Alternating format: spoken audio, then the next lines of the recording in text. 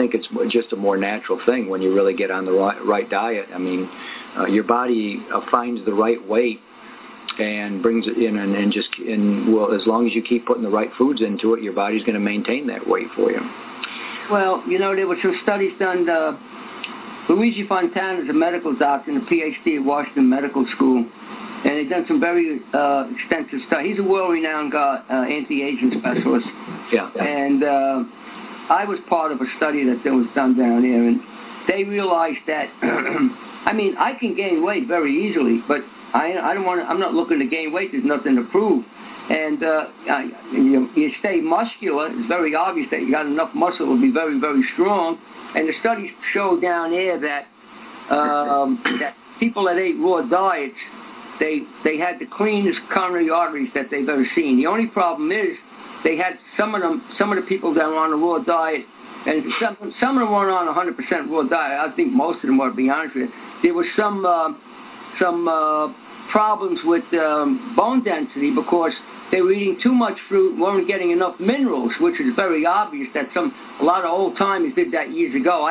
There was a bunch of people up in upstate Buffalo, New York. There was a doctor that had a bunch of people that were into natural hygiene, and they were doing fabulous, the first generation. But the third generation had all kinds of birth defects. They were having all kinds of problems because they weren't getting enough minerals. It was very, very obvious.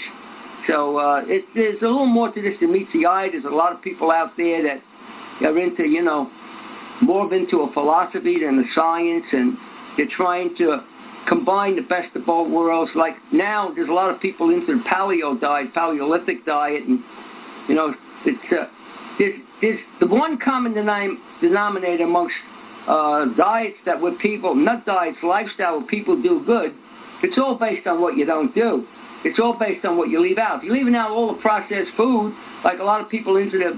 But first of all, there was no such thing as a Paleolithic diet. Paleolithic era was from 1 million years ago to 10,000 years ago. And they had to eat what was in their environment. So if they lived in a cold climate, they ate some animal protein. They gathered some herbs, got some wild honey from... they ate roots. But remember, everything was clean.